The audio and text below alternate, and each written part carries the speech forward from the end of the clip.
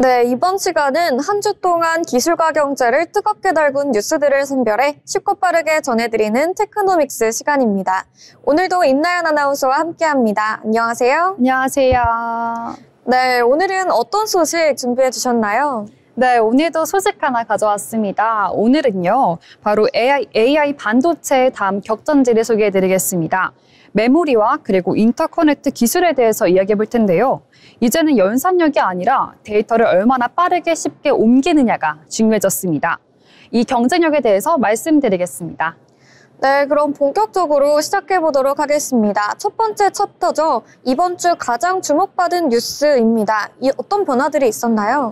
네, 먼저 SK 하이닉스부터 말씀드리겠습니다. SK 하이닉스가요, 2025년 3월 업계 최초로 12단 HBM4 샘플을 주요 고객사에 공급을 시작했습니다. 이 제품은요, 12단 TSV 적층 구조, 그리고 2TB 이상의 대역포, 그리고 36GB를 용량을 갖추고 있습니다. HBM4 표준 중 가장 완성도 높은 샘플로 평가받고 있고요. 특히 엔비디아의 4세대 AI GPU인 루빈 시리즈에 탑재된 유력한 후보로 거론되고 있습니다. 네, 한편 인터커넥트 분야에 대해서도 경쟁이 가열되고 있는데요. 삼성전자는요, 세계 최초로 128기가 용량의 CXL 메모리 모듈을 출시했고요. SK 하이닉스는 TSMC와 함께 AI용 HBM 논리칩 공동 개발에 착수했습니다. 단순히 D램을 더 빠르게 만드는 수준을 넘어서 메모리와 프로세서 간 연결 구조에 대해서 집중하고 있습니다. 네, 현 시점에서의 HBM4와 인터커넥트에 대해서 알아봤습니다. 그렇다면 기술이 바꾸는 경제 파트로 넘어가 보려고 하는데요. HBM이나 CXL 같은 기술들이 경제에 어떤 영향을 주는 걸까요? 네, 이 두 가지 기술에 대해서 차이점을 말씀드리면서 설명을 하려고 하는데요. 그럼 먼저 기존에는 AI 성능을 높이려면요, GPU와 같은 고성능 연상 장치를 강화하는 데 집중했습니다. 하지만 요즘처럼 파라미터 수가 수천억 개에 달하는 대형 AI 모델에서는요, 연산보다 데이터를 얼마나 빠르게 옮기느냐에 대해서 초점을 맞췄다고 말씀을 드렸었는데요. 쉽게 말해서 아무리 똑똑한 계산기가 있어도 자료를 꺼내오는 속도가 느리면 결과가 늦게 나오는 것과 같습니다. 그래서 등장한 게 바로 HBM4와 그리고 CXL입니다. HBM4는요, 기존 HBM3E보다 1.5배 더 빠른 속도로 전송 속도를 가지고 있는데요. AI가 필요한 정보를 더 빠르게 꺼내실 수 있도록 도와줍니다. 동시에 전력 소모는 줄여서요, 적은 전력으로 더 많은 연산이 가능해졌습니다.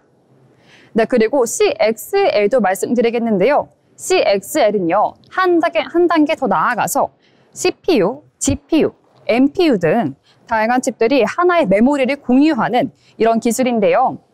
예전에는 각 칩이 각각 메모리를 들고 있었는데 이젠 서로 메모리를 나눠 쓰면서 자원을 훨씬 효율적으로 공유하고 있습니다. 이렇게 되면 중복 메모리가 줄어들고 데이터 센터 전체를 운영하는 비용도 확 줄어들게 됩니다. 네, HBM4와 CXL 기술에 대해서 차이점 설명해 주셨습니다. 이 기술을 활용한 시장 규모는 어떻게 될까요? 네, 글로벌 시장부터 말씀드리겠습니다. 글로벌 HBM 시장은요, 약 2024년 23억 달러 규모였고요. 연평균 26% 내외 성장해서 2028년경 60억 달러에서 100억 달러 수준으로 확대될 전망입니다. CXL 메모리와 같은 관련 장비 시장은요, 2028년까지 약 15억에서 16억 달러 수준으로 도달할 것으로 분석이 됩니다. 특히 AI 서버 수요가 급증하면서 이 기술을 적용한 데이터 센터 전환에도 본격화가 되고 있습니다. 네, 시장의 규모가 굉장히 큰데요. 메모리 시장이 몇 조가 아니라 수십억 달러, 즉 수십조 원으로 커진다는 뜻입니다. 그렇다면 이런 기술 변화에 어떤 기업들이 수혜를 받고 있을까요? 네, 국내 기업부터 말씀드리겠습니다. SK 하이닉스와 삼성전자는요, 좀 전에 말씀드렸다시피 HBM4 그리고 HBM4E에 대해서 그런 기능이 있고요. 그럼 더 넘어가서 TCK부터 말씀드리겠습니다. TCK는요, HBM 적층 공정에 필수적인 고순도 탄소 소재를 공급하는 회사로 메모리 적층 공정에 중요하다고 합니다. 하나마이크론은요, HBM 패키징과 테스트 전문 기업인데요. 고대역포 메모리 수요 확대에 따라서 주목을 받고 있습니다. 그리고 서울 반도체도 있습니다. 서울 반도체는요, 고속 메모리 구동에 필요한 전력 효율 소자를 공급하면서 HBM 기반 시스템의 전력 최적화에 기여하고 있습니다.